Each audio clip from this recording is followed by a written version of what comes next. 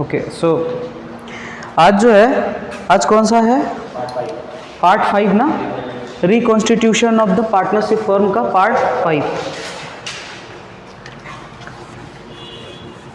मैं लिख देता हूं,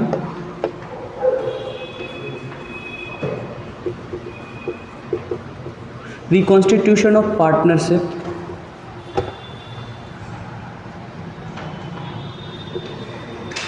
का पार्ट 5 है, जिसमें हम क्या समझेंगे। आज का टॉपिक क्या है समझने का? टॉपिक है revaluation, revaluation of partnership firm. देखो मेरी बात समझो, आपको आज अजीब दिख रहा होगा कि सर आपने इधर बोर्ड रख दी है, इधर कुछ खाली जगह दिया हुआ है। अब जो क्वेश्चंस आएंगे वो क्वेश्चंस थोड़े बड़े होंगे, तो एडिट करके ना मैं इधर पिक्चर डाल दूंगा क्वेश्चंस के, जो क्वेश्चंस अपन लगा रहे हैं, ठीक है। तो इधर अपन पिक्चर्स डाल देंगे, एडिट, ये वीडियो एडिटिंग में काम हो जाएगा। पहले समझो कि रीवैल्यूएशन ऑफ पार्टनरशिप फर्म होता क्या है ना। अच्छा, रीवैल्यूएशन को मतलब को समझने से पहले ये समझो कि रिकॉन्स्टिट्यूशन कब कब होता था। आपको मैंने बताया था ना कि रिकॉन्स्टिट्यूशन कब कब हो रहा है। रिकॉन्स्टिट्यूशन ऑफ पार्टनरशिप फर्म में, पार्टनरशिप फर्म में कब कब होता था यार ये रिकॉन्स्टिट्यूशन? पहला टाइम जब होता था कब? When old partners decided to change the old ratio। जब ओल्ड पार्टनर्स डिसाइड कर लेते हैं कि पुराना रेशियो चेंज करेंगे, नया रेशियो इस्टेब्लिश करेंगे, तब इसे ही रिकॉन्स्टिट्यूशन कहते हैं। या फिर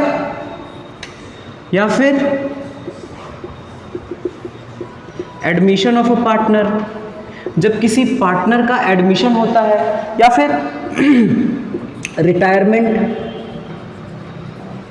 ऑफ अ पार्टनर, या डेथ ऑफ अ पार्टनर, या एमलगमेशन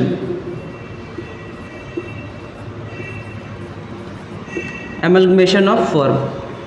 जब फर्म का एमलगमेशन हो रहा होता है, जब दो फर्म जुड़ करके एक नए फर्म का निर्माण कर रही होती है, तब उस टाइम पे रिकॉन्स्टिट्यूशन ऑफ पार्टनरशिप फर्म हो रहा होता है। ये चीज़ हमने पढ़ रखी है ना। अच्छा एक बात बताओ, जब रिकॉन्स्टिट्यूशन हो रहा होता है तो फर्म में कौन कौन से चेंजेस आते हैं?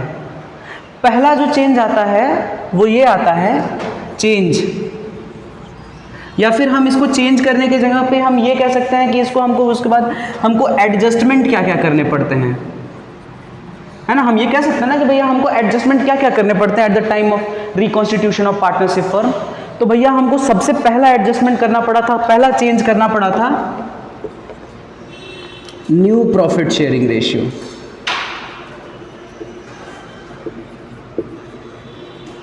चाहे जब पुराने पार्टनर्स डिसाइड कर लें कि नया प्रॉफिट शेयरिंग रेशियो ग्रैब करेंगे, तब की बात कर लो, तब पुराना रेशियो टूटेगा, नया रेशियो आएगा। चाहे तुम एडमिशन की बात कर लो, एडमिशन होगा, 3 पार्टनर थे, चौथा पार्टनर एडमिट हो गया, तो ऑब्वियस सी बात है पुराना रेशियो टूटेगा, नया रेशियो बनेगा। या डेथ की, रिटायरमेंट की बात कर लो, डेथ की बात कर लो, तो पुराना रेशियो टूटेगा, नया रेशियो बनेगा। एमलगमेशन में तो ऐसा होना ही है, क्योंकि दोनों फर्म जुड़ करके अलग फर्म का निर्माण कर रही हैं। न्यू प्रॉफिट शेयरिंग रेशियो, एक यहाँ पे चेंज आता है। दूसरा एडजस्टमेंट या दूसरा चेंज जो आता है वो कहाँ पे आता है? वो आता है सैक्रिफाइसिंग और गेनिंग।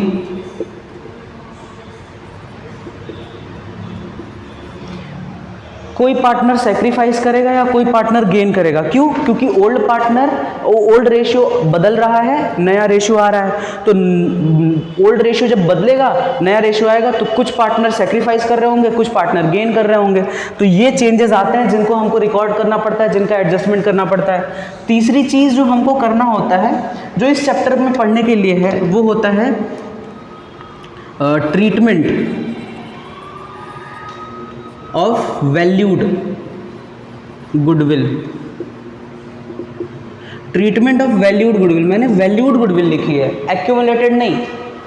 एक्यूमुलेटेड का मतलब होता है पुराना बैलेंस जो बांटा नहीं गया है, undivided balance which should be divided here. Okay, तो उसके बाद treatment of the valued goodwill करते हैं। इसके बाद क्या करते हैं? Treatment of accumulated balances. Accumulated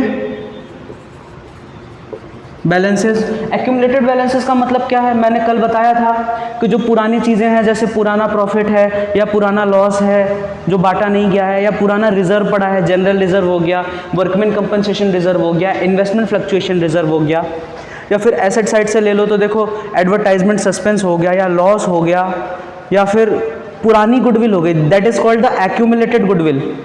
पुरानी गुडविल को क्या कहेंगे? एक्यूमुलेटेड गुडविल, जो कि बटी नहीं हुई है। वैल्यूड गुडविल अभी वाली गुडविल है, at this time, at the time of the admission और at the time of the retirement of a partner और at the time of the reconstitution of the partnership firm. Got it और not? समझ रहे हो ना? इसका सीधा सीधा मतलब ये है कि हम ये करते हैं ट्रीटमेंट ऑफ एक्यूमुलेटेड बैलेंसेस। इतना करने के बाद एक बात बताओ, जब पार्टनरशिप का रिकॉन्स्टिट्यूशन हो रहा है तो क्या एसेट और लायबिलिटीज में चेंजेस नहीं आए होंगे क्या? सवाल ये है, मान लो कि हमारा पार्टनरशिप फर्म की शुरुआत जो होती है वो 1 अप्रैल से होती है। 1 अप्रैल से हमारे पार्टनरशिप फर्म की शुरुआत होती है और 31 मार्च को ख़त्म होता है। फाइनेंशियल ईयर को हम फॉलो करते हैं। इस बीच में कल परसों सोमवार को हमारे फर्म में एक नया पार्टनर एडमिट हो जाए।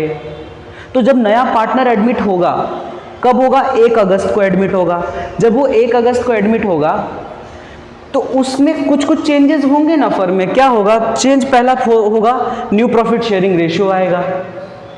क्या होगा? एडमिशन ऑफ द पार्टनर का केस बता रहा हूँ, न्यू प्रॉफिट शेयरिंग रेशियो निकालना पड़ेगा। कोई पार्टनर हमारे यहाँ पे सेक्रीफाइस करेगा, कोई पार्टनर गेन करेगा।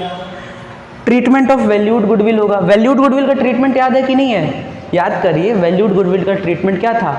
Gaining partners capital account debit to sacrificing partners capital account. यही तो वैल्यूड गुडविल का ट्रीटमेंट करते थे। जो गेन करता था उसको डेबिट कर देते थे, जो सेक्रीफाइस करता था उसको क्रेडिट कर देते थे। और ट्रीटमेंट ऑफ एक्यूमुलेटेड बैलेंस, पुराने बैलेंस को पुराने रेशियो में बांटते। लेकिन जो बंदा 1 अगस्त को यानी कि परसों दिन हमसे जुड़ेगा, वो बोलेगा कि सर एक बात बताओ, आपके पास एक्चुअल एसेट और एक्चुअल लायबिलिटीज कितने हैं?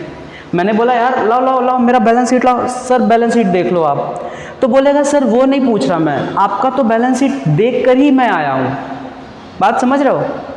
उसने बोला कि सर मैं आपका बैलेंस शीट तो देख करके ही आया हूँ। मैंने बोला बैलेंस शीट तो साल में 1 ही बार बनती है। कब? मेरी लास्ट बैलेंस शीट कब बनी होगी? 31 मार्च 2022, जो कि 21 और 22 के सेशन का होगा। 2021 वाला जो ईयर होगा 2021-22 में 22 में एंड हुआ होगा, तो उसी का बैलेंस शीट होगा।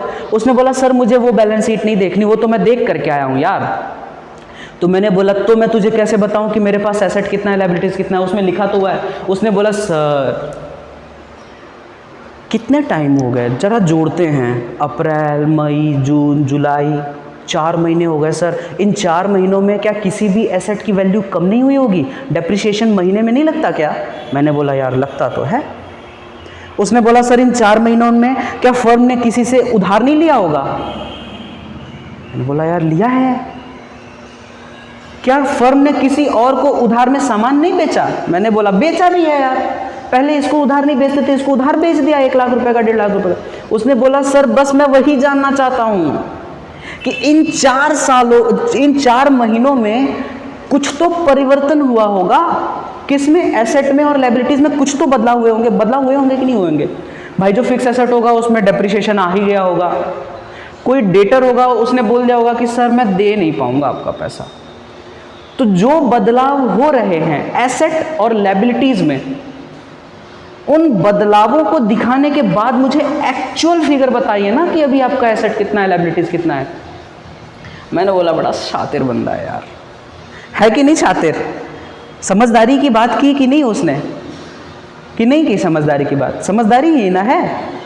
हो सकता है कि मेरा 31 मार्च का बैलेंस शीट दिखा रहा हो कि मेरे पास 20 लाख की मशीनरी हो, 20 लाख की मशीनरी दिखा रहा है 31 मार्च का बैलेंस शीट, लेकिन हो सकता है कि मैंने मई में आकर के उस मशीन में से 5 लाख का मशीन बेच दिया होगा।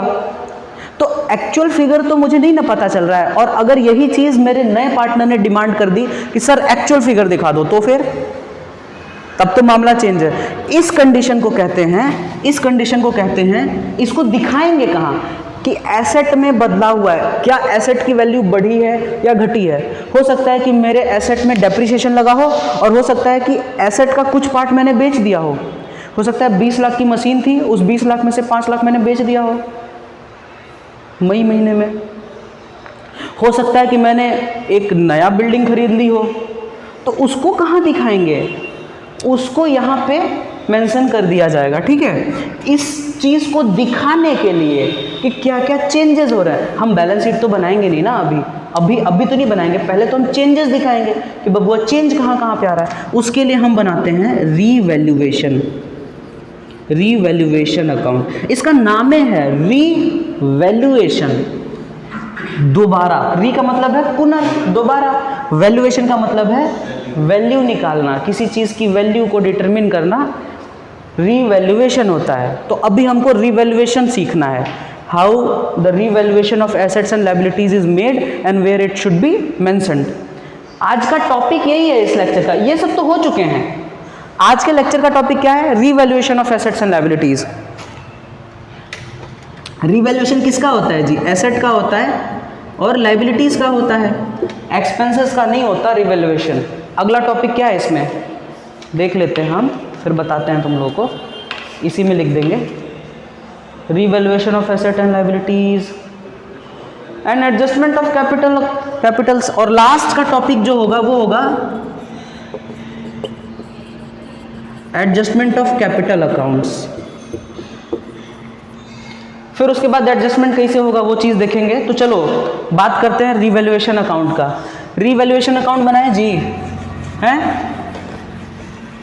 ऑनलाइन वाला लोग। रीवैल्यूएशन अकाउंट कैसे बनता है समझो। अब तुम लोग यहाँ पे भूत की तरह बैठा रहता है, तुम लोग को लिखने का शऊर नहीं है कि जो हम लिख रहे हैं कम से कम वही लिख लें। ये लिख लिए जो मैंने लिखा था। हाँ, आप लोग भी लिखिए, ऑनलाइन में जो पढ़ रहे हैं ना बबुआ लोग, आप लोग भी लिखिए। कभी भी लेक्चर रिकॉर्ड होता है तो आप लोगों के लिए ही होता है, वरना किसके लिए लेक्चर रिकॉर्ड करेंगे जी। सबसे पहले हम रीवैल्यूएशन अकाउंट के बारे में सीखते हैं।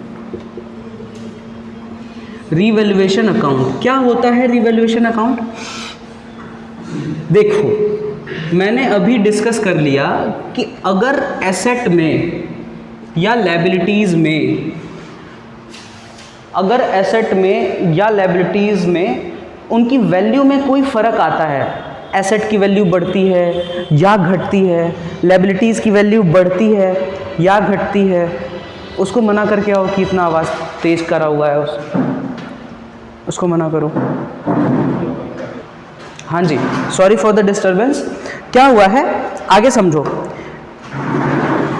Revaluation of asset and liabilities, इसका जो फॉर्मेट होता है वो इस तरीके से होता है। Particulars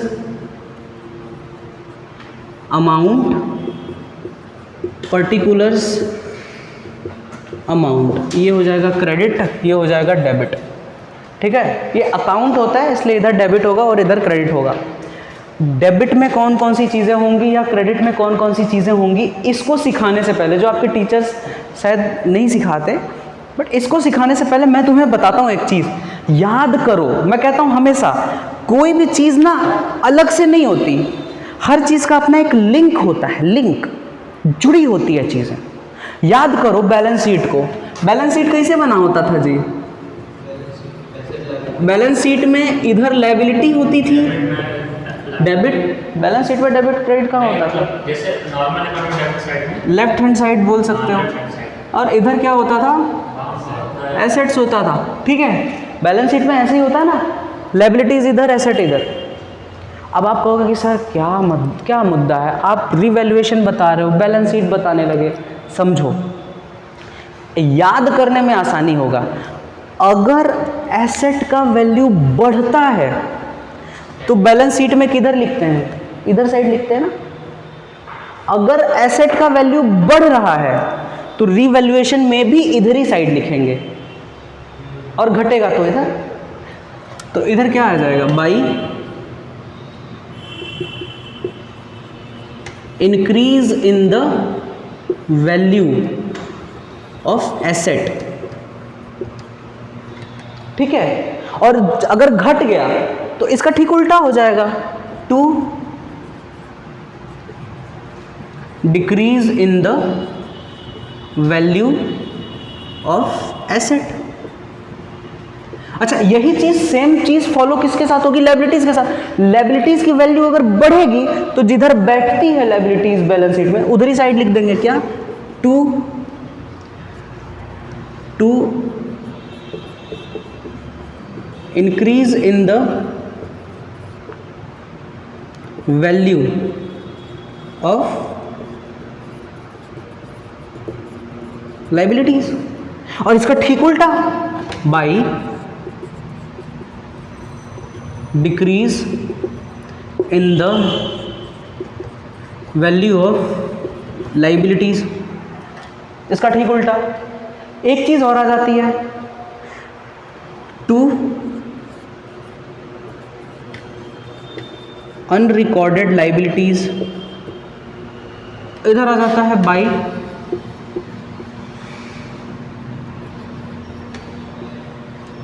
unrecorded assets. अच्छा ना, मैं ना कभी कभी ना इसको एक्चुअली में जब ऑफलाइन पढ़ाता था, तो अभी तो ऑफलाइन भी पढ़ा रहा हूँ, अभी भी ऑफलाइन है, तो मैं ना एक्चुअली अपने स्टूडेंट्स को ये अलग से नहीं लिखवाता था क्योंकि फॉर्मेट बड़ा हो जाएगा, है ना। आप कहोगे कि सर ये क्यों नहीं लिखवाते थे, तो मैं उनको समझाता था। समझाना ऐसा कि जब मैंने ऊपर लिख ही दिया है कि increase in the value of liabilities, अगर लायबिलिटीज़ की वैल्यू इंक्रीज कर जाए तो किधर लिखते हैं, debit side of the revaluation account. अब इस बात को समझो, इससे रिलेट कर पा रहे हो कि नहीं। ये जिधर बैठते हैं उधर तब लिखे जाएंगे जब ये बड़े होंगे, बढ़ेंगे। एसेट बढ़ा तो रिवैल्यूएशन में क्रेडिट साइड, घटा तो उल्टा। लायबिलिटी बढ़ा तो रिवैल्यूएशन में डेबिट साइड, घटा तो उल्टा। इसके लिए मैंने रिलेशन के लिए बताया था, बाकी उससे कोई ज़्यादा सोचने समझने की नहीं है। Ultimately revaluation of asset and liabilities ही होता है, इसीलिए इसका टोटल रिलेशन जो होता है वो बैलेंस शीट से होता है। ठीक है, अनरिकॉर्डेड लायबिलिटीज़ में लिखवाता इसलिए नहीं था क्योंकि अगर मान लो लायबिलिटीज़ की वैल्यू इंक्रीज हो रही है और इसी टाइम पे तुम्हें कोई पता चले कि यार ये एक लायबिलिटी थी जो रिकॉर्डेड नहीं थी, इसको रिकॉर्ड करना तो चाहिए था लेकिन हमारे अकाउंटेंट ने गलती कर दी थी, इसको रिकॉर्ड नहीं कर पाया। तो अब अगर आपने आइडेंटिफाई कर लिया कि एक लायबिलिटी थी जो रिकॉर्ड करनी चाहिए थी, नहीं हुई थी, तो चलो अभी रिकॉर्ड कर लेते हैं। तो अभी कहाँ रिकॉर्ड करेंगे, ऑब्वियस सी बात है, पहले जो तुम्हारी लायबिलिटी शो होती थी उसके मुकाबले अब तुम्हारी लायबिलिटी बढ़ी है या घटी है। एक अनरिकॉर्डेड लायबिलिटी का पता चलने पर तुम्हारी लायबिलिटी बढ़ी या घटी, बढ़ी। अरे यार, तुम्हारे पास मान लो तुम्हारे बैलेंस शीट में पहले 10 लायबिलिटीज़ थी, 10, अभी तुम दोबारा चेक कर रहे हो तो तुम्हारे बैलेंस शीट में चेक शो तो 10 ही होंगी ना, लेकिन फिर तुमने जब अपने अकाउंट चेक किए तो तुमको पता चला ये साला ये तो एक और लायबिलिटी है। अब बताओ तुम्हारे पास टोटल कितनी लायबिलिटीज़ हुई, 10 या 11 हुई ना पुराने बैलेंस शीट। यानी कि एक्चुअली में यहाँ पे क्या हो रहा है, लायबिलिटीज़ का इंक्रीज होना हो रहा है, तो लायबिलिटीज़ का इंक्रीमेंट इसी में तो आ गया। तो अनरिकॉर्डेड लायबिलिटी इधर ही होगी और अनरिकॉर्डेड एसेट इधर ही होगा, दोनों सेंस एक ही है। अब क्या करना है, अब अकाउंट का जो बेसिक काम होता है वही कर देना है भैया। अब टोटल कर देना है। आपको पता है टोटल जिधर ज़्यादा आता है उधर का दोनों साइड लिखा जाता है। अगर कमी इधर पड़ गई तो इधर की कमी को क्या कहते हैं भाई, लॉस ऑन रीवैल्यूएशन। जितने भी पार्टनर होंगे एक्स वाई जेड, जितने भी पार्टनर होंगे उनको ओल्ड रेशियो में बांटा जाएगा, ओल्ड रेशियो में बांटा जाएगा, नहीं न्यू रेशियो में नहीं। अगर इधर कमी पड़ी तो इस कमी को क्या कहते हैं, to profit on revaluation. X Y Z जो भी पार्टनर हैं इनको भी ओल्ड रेशियो में बांटा जाएगा। अब आप कहोगे कि सर ये क्या मुद्दा हो गया, ओल्ड रेशियो में क्यों बांट देंगे सर, अभी तो ये लोग साला रिकॉन्स्टिट्यूशन कर रहा है, जब रिकॉन्स्टिट्यूशन ऑफ द पार्टनरशिप हो रही है, नया पार्टनरशिप एग्रीमेंट बना रहे हैं, तो ओल्ड रेशियो में क्यों बांटना है। तो बाबू लोग एक बात बताओ, ये हम किसको देख करके बना रहे हैं, ये पिछली बैलेंस शीट को देख करके बना रहे हैं। और ये बन कब रहा है, जब नया पार्टनर आ रहा है, एडमिट हो रहा है, या फिर पुराना पार्टनर कोई जा रहा है, रिटायर हो रहा है, या किसी पार्टनर का डेथ हो गया, उस टाइम पे बन रहा है। जैसे आज किसी पार्टनर का डेथ हो जाए तो आज मान लो बनेगा, तो आज जब बनेगा तो आज जो डेथ हुई है तो इसका मतलब पहले तो काम किया था कि नहीं किया था। This is related to the old partners, क्योंकि ये जो पुराने पार्टनर से काम किया, अगर आज नया पार्टनर एडमिट हो रहा है तो नए पार्टनर ने कुछ काम तो नहीं किया, लेकिन जब नए पार्टनर ने कुछ काम नहीं किया और वो मुझसे बोल रहा है कि नहीं तुम रिवैल्यूएशन अकाउंट बनाओ, तो ये एक्चुअली में जो भी रिवैल्यूएशन बनेगा या जो भी चेंजेस हुए, इन चेंजेस के लिए इसकी जिम्मेदारी किसकी है, ओल्ड पार्टनर्स की या नए पार्टनर की, ओल्ड की ना। जैसे मान लो यहाँ पे ये कुर्सी है, ये कुर्सी तोड़ दी जाए और आज ही कोई नया स्टूडेंट आ जाए, उसने नहीं तोड़ी कुर्सी, तो उसकी जिम्मेदारी किसकी होगी, ओल्ड स्टूडेंट्स की होगी ना, ओल्ड पार्टनर्स की होगी। समझ रहे हो बात, गॉट इट। इसीलिए this will be effected as the old ratios, this will be distributed among the partners in the old ratio, not in the new ratio. So is it clear or not? आपने लिख लिया होगा, आप भी pause कर लीजिए, मैं मिटा देता हूँ, ठीक है, पॉज कर लीजिए, मैं मिटाता हूँ। ओ यार ये तो चालू हो गए, तो मैंने मिटा दिया है। अब आप कहोगे कि सर इसकी जर्नल एंट्री भी बता दीजिए, तो बिल्कुल जर्नल एंट्री समझो। अब फिर से रिवैल्यूएशन अकाउंट बना देते हैं ना, रिवैल्यूएशन अकाउंट अब छोटा सा बना है। आप कहोगे सर ऐसे इतना बड़ा रिवैल्यूएशन अकाउंट का फॉर्मेट था, आप छोटा कैसे बना सकते हो।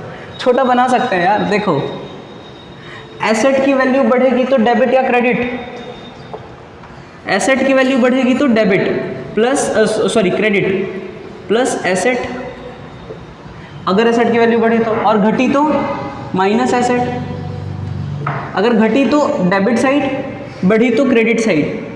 इसी तरीके से लायबिलिटीज़ की वैल्यू अगर बढ़ी तो प्लस लायबिलिटीज़ और घटी तो माइनस लायबिलिटीज़। ये हमने छोटा सा पार्ट बना लिया ताकि हम अपनी जर्नल एंट्री पूरी कर सकें। और यहाँ पे अगर इधर कमी पड़ी तो प्रॉफिट, और अगर इधर कमी पड़ी तो लॉस। इजी, गॉट इट और नॉट। चलो समझते हैं। पहली एंट्रीज,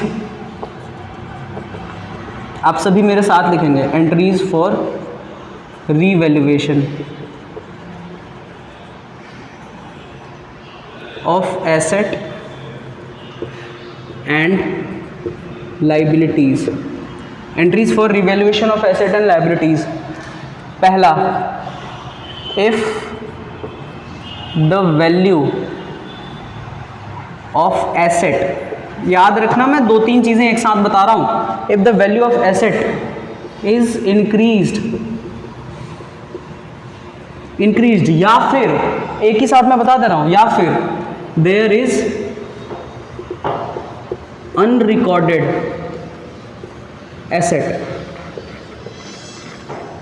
अगर वहाँ पे अनरिकॉर्डेड एसेट है तो क्या एंट्री होगी, तो बबुआ लोग एंट्री हो जाएगी ये वाली। इसकी एंट्री क्या होगी, asset account debit to revaluation account. ठीक है, अगर अनरिकॉर्डेड एसेट है या फिर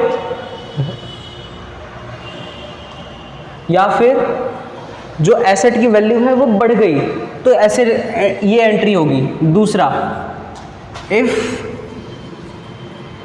the value of liabilities is, अच्छा उल्टा कर देते हैं ना इसका, पहले लायबिलिटीज पे नहीं आते, पहले एसेट पे ही जाते हैं। ऑफ एसेट इज डिक्रीज्ड, इसकी एंट्री देखो,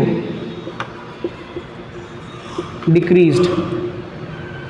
ठीक है, इसमें तो अनरिकॉर्डेड एसेट वाला मुद्दा आएगा नहीं ना। चलो, क्योंकि जब भी अनरिकॉर्डेड एसेट होगा तो वो एसेट की वैल्यू को बढ़ाएगा ही बढ़ाएगा, घटाएगा थोड़े ना। इसके लिए क्या होगा, revaluation account debit to asset account. अब आप अगर ये कहते हैं कि सर आपने एंट्री कैसे सीख ली, तो मैं आपको बताऊंगा 11th में तो मैंने सिखाया था कि अकाउंट है तो इधर जो चीज़ होती है, इधर की चीज़ें टू में होती हैं और इधर की चीज़ें बाई में होती हैं।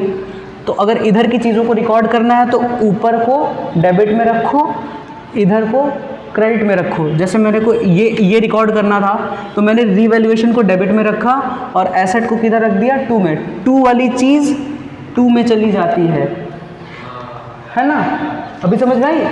टू वाली चीज़ टू में चली जाती है और ऊपर वाली चीज़ फिर डेबिट में जाती है। टू मतलब एसेट है ना, लेकिन अगर इधर वाला लिखना है तो ये डेबिट में चली जाएगी और ऊपर वाली चीज़ क्रेडिट में आ जाएगी। ये तरीका होता है, मैंने सिखाया था 11th में, बट आप लोग भूल गए, कोई बात नहीं, मैंने दोबारा सिखा दिया, ठीक है। ये तो इसके साथ हो गया। तीसरा देखो, तीसरा, if the value of liabilities is increased, या फिर if there is unrecorded liabilities, या फिर वहाँ पे अनरिकॉर्डेड लाइबिलिटी हो तो क्या करेंगे, यही वाली, ये वाली एंट्री ना। अब अनरिकॉर्डेड लाइबिलिटी या फिर इंक्रीज ऑफ द लाइबिलिटीज की तो क्या होगा, revaluation account debit, revaluation account debit to liabilities account, जो भी लाइबिलिटी है उसका नाम। और चौथा, if the value of liability is decreased, तो अगर इसकी वैल्यू डिक्रीज हुई है तो ये वाली लाइबिलिटी का क्या होगा, liability account debit to revaluation account. इतना लिख लीजिए, मैं पॉज कर देता हूँ, आप लोग भी लिख लीजिए, और उसके बाद अभी प्रॉफिट ऑन रिवैल्यूएशन या फिर लॉस ऑन रिवैल्यूएशन की एंट्री करेंगे। हाँ जी, तो अगला क्वेश्चन देखेंगे। वैसे क्वेश्चन देखने से पहले मैं आपको बता दूं कि कुछ चीज़ें थी, जैसे अगर मान लो यही रिवैल्यूएशन में प्रॉफिट हो गया तो उसके लिए क्या वर्ड यूज़ करते हैं, उसके लिए वर्ड यूज़ करते थे 1 2 3 4 थे, अब पाँचवीं एंट्री क्या होगी, एंट्री होगी entry for profit on revaluation, profit on revaluation, जब रिवैल्यूएशन पे प्रॉफिट होगा तो revaluation account debit to partners capital account, ये एंट्री होगी। क्योंकि प्रॉफिट रिवैल्यूएशन अकाउंट के कहाँ होती है, प्रॉफिट यहाँ होती है, डेबिट साइड में होती है, तो ये एंट्री होगी। और छठा, अगर लॉस होगा तो लॉस यहाँ होता है क्रेडिट साइड में, उसके लिए क्या एंट्री होगी, entry for loss on revaluation account. तो भैया इसका ठीक उल्टा हो जाएगा, partners capital account debit to loss on revaluation account, ठीक है, ये हो जाएगा। आप लोग इसे लिख लीजिए। इसके बाद एक क्वेश्चन देखते हैं। अब आपके पास एक क्वेश्चन आ जाएगा, आप यहीं बगल में एक क्वेश्चन डाल देंगे, आप देख लीजिएगा क्वेश्चन, और उस क्वेश्चन को करते हैं। ये क्वेश्चन का रेफरेंस है illustration number 31A of the SC. Sharma book. SC. Sharma book का इलिस्ट्रेशन नंबर 31A है, ठीक है। जिनके पास भी बुक हो वो अपना बुक ओपन करके देख सकते हैं, वरना अगर आप लेक्चर देख रहे हैं तो आपको ऐसे ही मिल जाएगी ये बुक, क्वेश्चन। ओके, इलिस्ट्रेशन मिटाते हैं यार, इसको पूरा ही मिटा दे रहा हूँ मैं।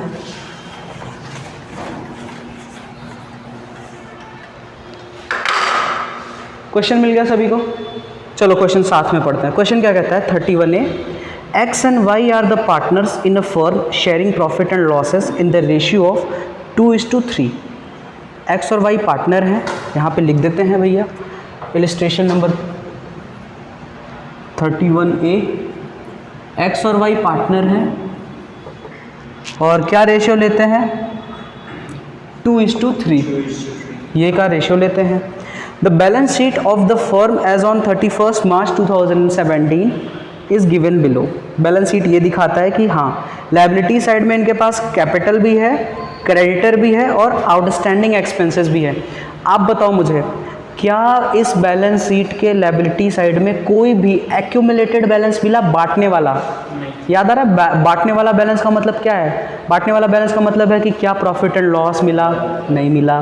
क्या जनरल रिजर्व मिला? नहीं मिला। वर्कमैन कंपनसेशन रिजर्व या इन्वेस्टमेंट फ्लक्चुएशन रिजर्व, कुछ नहीं मिला ना। हाँ जी पूछो, अब बता लेक्चर देख लेना। अब तो तुम कल एब्सेंट थे तो कोई बात नहीं, कल वाले में लेक्चर पूरा लेक्चर है उसका। तो अगर आपको भी कोई डाउट है ना कि क्या क्या बांटा जाता है, तो आप इससे जस्ट पहले वाला लेक्चर देख लो, उसमें डीपली पूरी चीज़ बताए थे कि ये चीज़ें बांटी जाती हैं जो लायबिलिटी साइड में अवेलेबल होती हैं। अच्छा, एसेट साइड में क्या क्या लिखा हुआ है? लैंड एंड बिल्डिंग, लैंड है, बिल्डिंग है, प्लांट है, फर्नीचर है, स्टॉक है, डेटर्स है, कैश है। अच्छा, एक नज़र हम इसे क्यों देख रहे हैं, इसमें भी कोई ऐसी बांटने वाली चीज़ नहीं मिली। बांटने वाली एसेट में जो चीज़ें लिखी जाती थी वो क्या होती थी? लॉस, नहीं मिली। Accumulated, we are talking about the accumulated balances which we wanted to find out in this balance sheet, but it is not available here. Like profit and loss, loss, actually loss, advertisement suspense account and the accumulated balance of the goodwill, nothing is available here. So no worries, यहाँ पे कुछ भी distribute करने वाला कुछ नहीं है। नीचे कहता है the partners decided to share future profit, share profits in the equal ratio. तो पार्टनर ने ना, अच्छा ये तो ओल्ड रेशियो था इनका, ठीक है, ओल्ड रेशियो था, ठीक है। आगे इन्होंने बोला कि जी हम न्यू रेशियो जो अपनाएंगे वो क्या करेंगे, इक्वल बांट देंगे, 1:1 का ले लेंगे।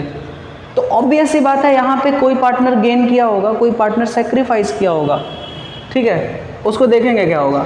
आगे कहता है, और ये कब हो रहा है, equal ratio on the date of 1 April 2017 the following adjustments were agreed upon. The goodwill of the firm was valued at 4 lakh rupees but it was not appear in the book. शब्दों में सीधे बोल रहा है कि वैल्यूड गुडविल। आपको मैंने बोला था ना कि आपको जब क्वेश्चन सॉल्व करोगे तो दो तरह की गुडविल मिलेगी, एक वैल्यूड, एक अपीयर्ड। यहाँ पे वैल्यूड गुडविल की बात हो रही है। वैल्यूड गुडविल के साथ क्या किया जाता है, एडजस्टमेंट किया जाता है। गेनिंग पार्टनर को डेबिट और सेक्रीफाइसिंग पार्टनर को क्रेडिट किया जाता है। और अपीयर्ड गुडविल के साथ ओल्ड पार्टनर को ओल्ड रेशियो में बांट दिया जाता है। वही चीज़ तो पढ़ रहे थे। यहाँ पे इसने बोला कि वैल्यूड गुडविल है इसके पास। चलो देखो वैल्यूड गुडविल कितनी है, वैल्यूड गुडविल कितनी है, 4 लाख रुपए की है, ठीक है। चलो आगे क्या कहता है, but it was not appeared in the books. Appeared का मतलब एक्यूमुलेटेड बैलेंस गुडविल का नहीं है, तो नहीं है तो नहीं है, छोड़ो उसको। Next, land was valued eight 8 lakh रुपया, प्लांट एट 7 लाख 20। अभी बोलता है कि जो ज़मीन की कीमत हो गई है, लैंड की कीमत, वो 8 लाख रुपए हो गई है। तो बैलेंस शीट देखो, बैलेंस शीट देखो, बैलेंस शीट में लैंड की कीमत कितनी थी, what was the price of land, 5 lakh रुपए। यानी कि अभी लैंड की कीमत बढ़ गई या घट गई, बढ़ गई ना, बढ़ गई। तो ये लैंड जो बढ़ी हुई इफेक्टेड है वो किस पे आएगा, रीवैल्यूएशन अकाउंट पे आएगा। आगे देखो क्या कहता है, प्लांट 7,20,000 रुपीज़। प्लांट की वैल्यू देखो बैलेंस शीट में कितनी थी, 8 था, 8 लाख रुपीज़ था। तो अब 8 लाख रुपीज़ से अब घट करके 7,20,000 हो गया, तो घट गई ना वैल्यू। समझ में आ रही है। अगला देखो क्या कहता है, and furniture at 1 lakh rupees. फिर से बैलेंस शीट देखो, फर्नीचर में वैल्यू कितनी थी, फर्नीचर की वैल्यू 1,20,000 थी, अब फिर घट गई, 20,000 रुपये घट गई ना, 1 लाख रुपये हो गई।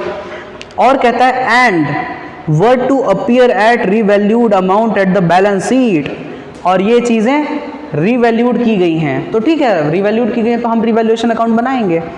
आगे क्या कहता है, pass necessary journal entries to give the above effect. और ये CBSE सैम्पल पेपर 2004 में मॉडिफाइड में आ चुका है क्वेश्चन। देखो समझो इस बात को, समझदारी ये कहती है कि आपको जर्नल एंट्री करनी है। इसने अकाउंट बनाने को बोला नहीं, बोला ना, अकाउंट बनाने को बोला इसने? नहीं बोला। लेकिन बाबू लोग, मैं आपको समझाता हूँ, ये मेरा अपना तरीका है, आपके टीचर का अपना तरीका हो सकता है। आपके टीचर डायरेक्टली जर्नल एंट्री करवा सकते हैं, but I am not that guy. मैं डायरेक्टली जर्नल एंट्री नहीं करवाऊँगा। मैं कहूँगा तुम्हें पहले अकाउंट बना लो, क्योंकि अकाउंट बनाने के बाद ना जर्नल एंट्री बनानी ईजी हो जाती है। तो चलो यार अकाउंट बना लेते हैं। इतने में अकाउंट बना दीजिए, इतने ही में अकाउंट बना दें। रिवैल्यूएशन अकाउंट देखो, रिवैल्यूएशन अकाउंट, रिवैल्यूएशन अकाउंट, ये अमाउंट ऑफ द क्रेडिट, इतना लंबा जाएगा भी नहीं। अमाउंट ऑफ क्रेडिट,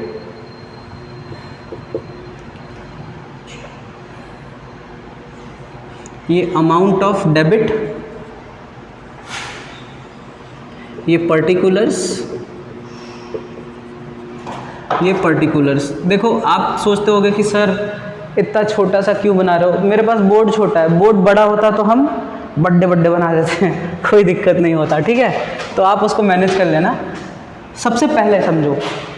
अच्छा, आप कहोगे कि सर अगर हम इतना बड़ा याद ही ना रख पाएँ तो क्या करें? मैंने बोला था रीवैल्यूएशन अकाउंट का छोटा सा फॉर्मेट होता है। फॉर्मेटवा कैसे होगा याद कर लो यार, ऐसे ही रफली। रीवैल्यूएशन अकाउंट का फॉर्मेट कैसे होता है? छोटा सा फॉर्मेट होता है, plus asset minus asset, plus liability minus liability, यही तो होता है रिवैल्यूएशन अकाउंट। इधर घटा तो प्रॉफिट, इधर घटा तो लॉस, ठीक है? ये हम ऐसे ही रफली याद कर रहे हैं, इसको लिखना नहीं है, इसको रफली अपने दिमाग में बैठा के रखना है। बताओ मुझे, अब बताओ पहले पहला कहता है कि the goodwill of the firm was valued at 4 lakh, तो वो तो गुडविल का अपना एडजस्टमेंट का मामला है। तो जब जर्नल एंट्री करेंगे तो वो एडजस्ट करेंगे। पहले डायरेक्टली ये बना देते हैं, land was valued at 8 lakh, land की वैल्यू 8 लाख है। पहले कितनी थी? पहले थी 5 लाख। बताओ लैंड की वैल्यू बढ़ी या घटी? बढ़ गई ना, बढ़ गई। तो देखो रिवैल्यूएशन में एसेट की वैल्यू बढ़ती है तो किधर लिखते हैं? क्रेडिट में या डेबिट में? डेबिट में या क्रेडिट में? क्रेडिट। अरे यहाँ क्या लिखा हुआ है? यहाँ मुझे क्या देख रहा है? इधर लिखो ना। भाई मतलब मैं उसको समझा रहा हूँ कि देख एसेट की वैल्यू बढ़ गई ना तो किधर लिखते हैं, तो वो मुझे देख रहा है। हाँ बढ़ गई, हाँ ठीक है। ये देखो ऐसे ऐसे हैं लोग, क्या करोगे? बढ़ गई है एसेट की वैल्यू, तो अब एसेट की वैल्यू बढ़ गई है। किस एसेट की वैल्यू? लैंड की वैल्यू। तो क्या लिखेंगे? By land. कितने रुपए? 3 लाख रुपए। अब आप कहोगे कि सर 8 लाख लिखना चाहिए था। 8 लाख नहीं होगा, वो वैल्यू लिखी जाती है जो बढ़ी है या जो घटी है, वो डिफरेंशियल वैल्यू लिखी जाती है। बढ़ के कितना हुई है वो तो बैलेंस शीट का मामला है ना, वो यहाँ का थोड़े ना मामला है। ये लैंड वाला हो गया। अगला देखो, प्लांट का वैल्यू घट गया है जी, 7,20,000 हो गया है, तो लिखेंगे टू प्लांट। प्लांट का वैल्यू कितना था पहले? बैलेंस शीट में देखो प्लांट का वैल्यू कितना है? 8 लाख। 8 लाख से घट करके 7,20,000, 80,000 रुपया कम हो गया है। तो 80,000 रुपया कम हो गया तो हम 80,000 लिखेंगे, 80,000 लिखेंगे। वो वैल्यू लिखते हैं जो घटती है या जो बढ़ती है, ठीक है? अगला क्या है जी? फर्नीचर। इहो घट गया है, पहले 1,20,000 था। देखो बैलेंस शीट में देखो फर्नीचर की वैल्यू 1,20,000 होगी, अभी 1 लाख बता रहा है, तो इहो घट गया। कितना रुपया? 20,000 रुपये। क्या घट गया है? 2 फर्नीचर। इसके अलावा कुछ और है क्या? किसी एसेट की वैल्यू बढ़ा या किसी एसेट का वैल्यू घटा? कुछ नहीं है ना। जब कुछ नहीं है तो अब देखो, इधर देखो,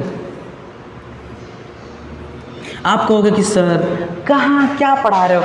जर्नल एंट्री बनाने को बोला है, अकाउंट बनाने बता रहे हो। तो बबुआ अकाउंट बनाना सीख लोगे तो जर्नल एंट्री इजी हो जाएगा तुम्हारे लिए। दिखा सकते हो, बिल्कुल दिखा सकते हो। उसमें नंबर वा थोड़े ना कटेगा, इसमें नंबर थोड़े ना कटेगा। ये आ गया कितना? देखो ये देखो, आप समझ ही रहे होगे कि ये 3 लाख है और ये 1 लाख रुपए है, तो ज़्यादा किधर का है? इधर का ज़्यादा है, तो इधर का ज़्यादा है तो दोनों साइड इधर ही लिखेंगे। 3 लाख रुपया, 3 लाख रुपया। Both side should be written 3 lakh rupees because the 3 lakh amount is greater than the 1 lakh rupees. And यहाँ पे कमी पड़ रही है। कमी कितने की पड़ रही है? 2 लाख रुपीज़ की। 2 लाख रुपए की कमी पड़ रही है ना। क्योंकि 80,000 यहाँ 2 लाख, तो 2 लाख की कमी पड़ रही है। अब यहाँ पे क्या लिखेंगे, 2 प्रॉफिट हुआ है, इसको प्रॉफिट कहते हैं, profit on revaluation, profit on revaluation, revaluation पे प्रॉफिट हुआ है। कितने प्रॉफिट हैं, एक्स और वाई, एक्स और वाई ही लेंगे। मैंने बोला था ओल्ड रेशियो में लेंगे, 1,20,000, 1,80,000। ओल्ड रेशियो 2:3, ये 2 लाख रुपए, 3 2 5, 5 चौके 20, तो 4 दूनी 8। 1 मिनट रुको रुको रुको रुको, अब बात नहीं मानेंगे हम तुम लोगों की। 3 2 5, 5 चौके 20, 4 दूनी 8, ये 80,000 रुपये होगा। और 4 दूनी 8, 4 3 12, ये 1,20,000 होगा। क्या बता रहे थे तुम? तो 1,20,000 ऊपर वाले को बोल रहे थे, इसलिए मैंने बोला तुम्हारी बात नहीं मानेंगे, वरना मेरी बेइज्जती होती है। सर इसको क्या आता है, कैलकुलेशन तो आती ही नहीं, पढ़ा रहा है वीडियो। चलो देखो, कोई बात नहीं, कैलकुलेटिव देखो, लाइफ में ना ऐसे छोटी छोटी मिस्टेक्स होती रहती हैं, लेकिन हमें ये ध्यान रखना होगा कि किस मिस्टेक पे ज़्यादा वर्क करना है, ठीक है। अब छोटी छोटी मिस्टेक्स हैं, दोबारा कर लो, एक बार कैलकुलेटिव मिस्टेक हुआ तो दोबारा कर लो, तीसरी बार कर लो, चौथी बार कर लो। अब मैरिज जैसे ही ये कंप्लीट हुआ, तुरंत हमको जर्नल एंट्री करनी पड़ेगी, लेकिन जर्नल एंट्री हम डायरेक्टली नहीं कर सकते ना। क्यों? क्योंकि वैल्यूड गुडविल दी हुई है कि नहीं है, वैल्यूड गुडविल दी है ना, 4 लाख रुपया। आप बताओ मुझे, वैल्यूड गुडविल का क्या किया जाता है? एडजस्टमेंट। किस रेशियो में? क्यों न्यू रेशियो में क्यों बांटेंगे? हाँ, तो वैल्यूड गुडविल है तो न्यू रेशियो में क्यों बांटेंगे? अरे वैल्यूड गुडविल न्यू रेशियो में बढ़ती है, ओल्ड में बढ़ती है। At the time of reconstitution of the partnership firm, gaining partners account debit to sacrificing partners capital account, उसको एडजस्टमेंट कहते हैं, वो न्यू रेशियो है। गेनिंग और सैक्रिफाइसिंग न्यू रेशियो है, न्यू रेशियो तो अलग चीज़ होती है। गेनिंग और सैक्रिफाइसिंग जो है वो उसका अमाउंट न्यू रेशियो में आएगा ना, जो वैल्यू गुडविल बढ़ा देंगे। न्यू रेशियो और गेनिंग और सैक्रिफाइसिंग रेशियो में फ़र्क नहीं समझ में आया? नहीं, हम उसको नहीं समझा पाएंगे। वीडियो पॉज नहीं होगा अभी। पूरा वीडियो बना करके रखे हैं, बंदा आज तक से कंफ्यूज है। न्यू रेशियो अलग चीज़ होती है, गेनिंग रेशियो या सैक्रिफाइसिंग रेशियो ओल्ड और न्यू रेशियो का इफ़ेक्ट होता है, समझ रहे हो? इफ़ेक्ट होता है। जैसे हम पहले 4 रोटी खाते थे, अब हम 3 रोटी खाते हैं, तो मैंने 1 रोटी क्या कर दी, सैक्रिफाइस कर दी। गॉट इट और नॉट? तो सैक्रिफाइस न्यू रेशियो तो नहीं हुआ ना, न्यू रेशियो 3 हुआ, सैक्रिफाइस 1 हुआ। अभी ये 4 रोटियां खाता था, अब ये 5 रोटियां खाता है, तो ये 1 रोटी गेन कर लिया। Got it? 1 इसका गेन हुआ, ओल्ड इसका हुआ 4, न्यू हुआ 5, तो सब अंतर है। तो वैल्यूड गुडविल किस रेशियो में बांटा जाएगा? वैल्यूड गुडविल रेशियो में नहीं बांटा जाएगा eight the time of reconstitution. Partnership का जब एडमिशन होगा तो एडमिशन के टाइम पे सैक्रिफाइसिंग में बढ़ता है, रिटायरमेंट और डेथ के टाइम पे गेनिंग में बढ़ता है।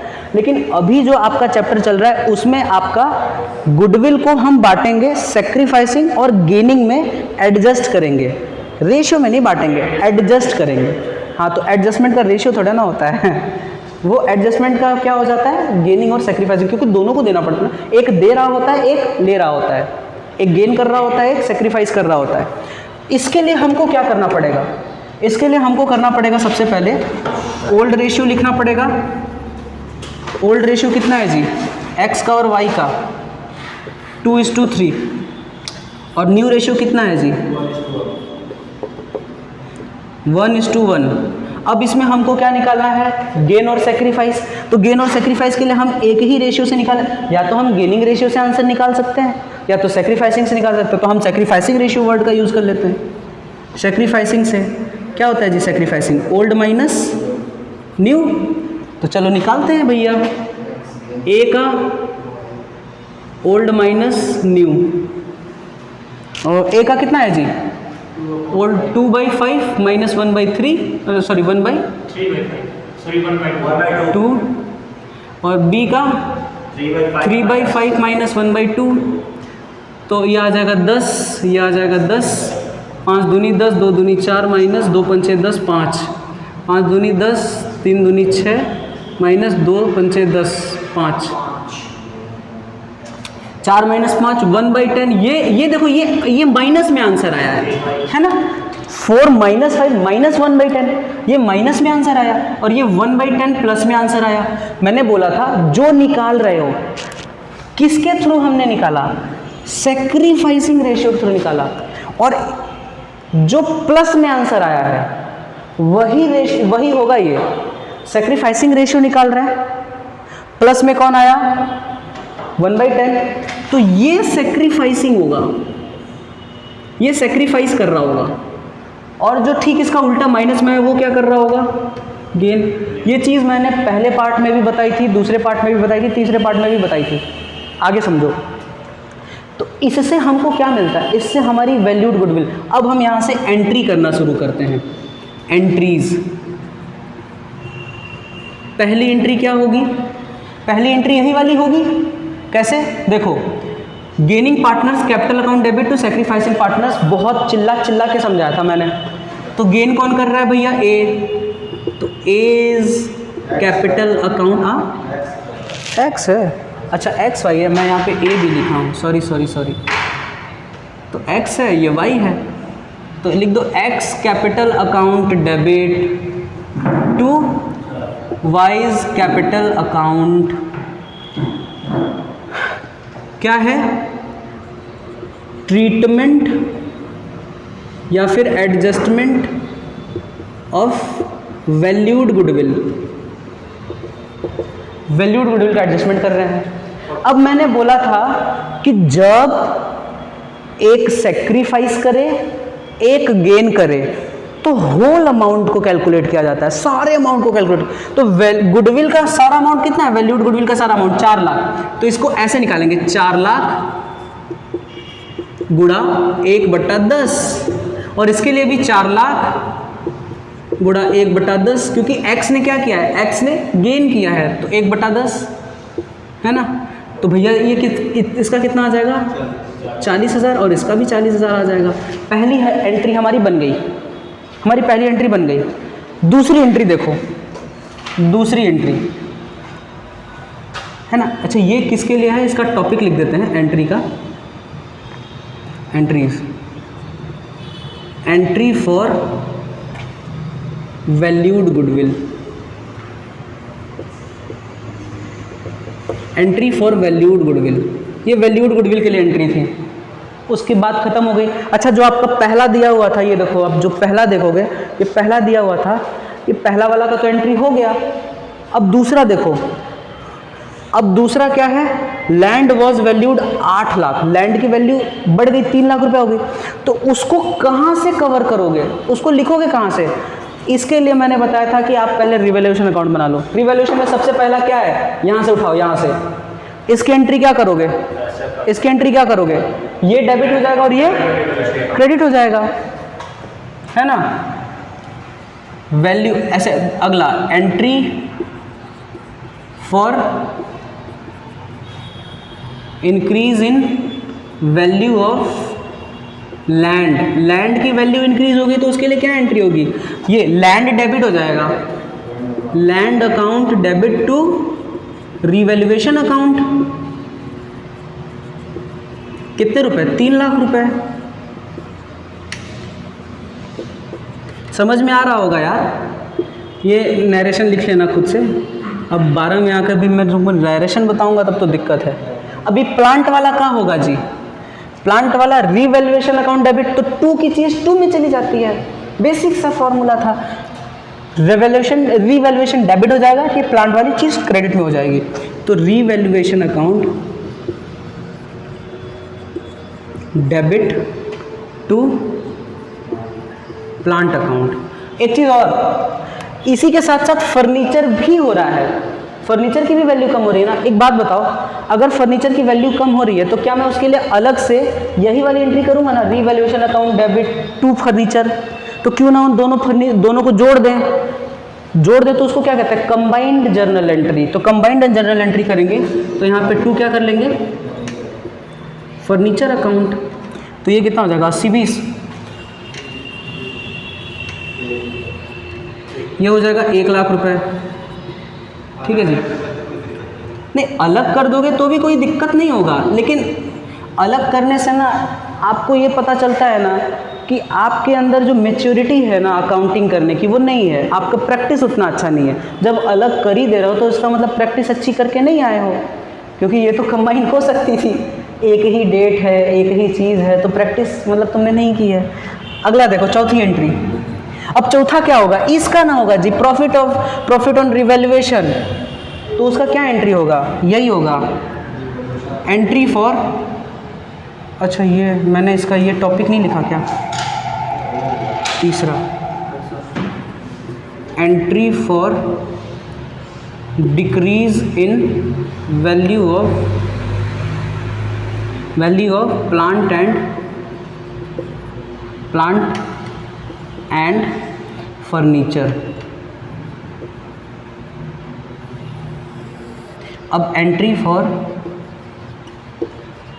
Profit on revaluation account, entry for profit on revaluation account, क्या एंट्री होगा, यही होगा profit on revaluation account debit to X capital account to Y's capital account. लिख लो भैया, 80,000 का है, हाँ 80,000 का इसका है, 1,20,000 का इसका है, और इसका है 2 लाख रुपया। ये आपकी सारी एंट्री हो गई, सारा क्वेश्चन हो गया। अगर इस तरीके से क्वेश्चन करोगे ना, मेरा चैलेंज है तुम्हारा 1 नंबर का 0.5 मार्क्स कोई नहीं काट सकता। कहाँ कटेगा तुम्हारा नंबर, कहीं नहीं कटेगा यार, बल्कि क्लियर है, उससे तुमने ज़्यादा ही दे दिया। रिवैल्यूएशन अकाउंट बनाने को नहीं बोला। लेकिन एक बात बताओ, अगर तुम सोचते सर मैं डायरेक्ट रिवैल्यूएशन, डायरेक्ट मैं सारी जर्नल एंट्री कर देता, जब आप डायरेक्ट जर्नल एंट्री करने जाते हैं तो आप एक चीज़ गलती से भूल जाते हैं, स्टूडेंट्स में अक्सर होता है। आप ये तो कर लेते कि चलो जो वैल्यूड गुडविल है, वैल्यूड गुडविल का आपने ट्रीटमेंट कर दिया, चलो ये ठीक है। आपने जो लैंड की वैल्यू बढ़ी उसका ट्रीटमेंट कर दिया, वो भी ठीक है। जो प्लांट और फर्नीचर की वैल्यू घटी उसका भी आपने एंट्री कर दिया। लेकिन कई बार बच्चे ना भूल जाते हैं कि प्रॉफिट का भी करना है। एक्चुअली में जब रीवैल्यूएशन करोगे तो प्रॉफिट तो होगा या तो लॉस तो होगा, उसकी एंट्री बच्चे भूल जाते हैं। इसलिए मैं हमेशा बच्चों को बोलता हूँ कि रीवैल्यूएशन का अकाउंट 30 सेकंड या 40 सेकंड का लगता है, बना लो, बनाने के बाद करो। अब यहाँ तो हम पूरा फॉर्मेट बना करके बताया ना, अपना एग्ज़ाम में बनाओगे, अगर सिर्फ जर्नल एंट्री पूछता तो एग्ज़ाम में बनाओगे तो बिना फॉर्मेट के उतना ज़्यादा तामझाम किए बिना 40 सेकंड या 50 सेकंड में रीवैल्यूएशन अकाउंट बना के विद कैलकुलेशन हो जाएगा तुम्हारा, टेंशन ही नहीं लेनी, परफेक्ट एंट्री होगी। तो ये मैंने बता दिया। आज के लिए बस इतना ही, लेक्चर आगे भी बढ़ेगा। मंडे को क्या करेंगे, मंडे को अगला टेस्ट लेंगे, मतलब अगला ये चैप्टर करेंगे। आगे भी बता दें या फिर हो गया, इतना ही रहने दें आज के क्लास के लिए? आज के क्लास के लिए इतना ही रहने देते हैं, आज के लिए काफ़ी है। अगली क्लास जो होगी ना मंडे को, सुनो, मंडे को क्लास होगी तुम्हारी 3 घंटे की, ऐसे बोल दे रहा हूँ सीधे सीधे, नहीं वीडियो की ज़रूरत, ठीक है। आज के लिए बस इतना ही, ऑल द बेस्ट।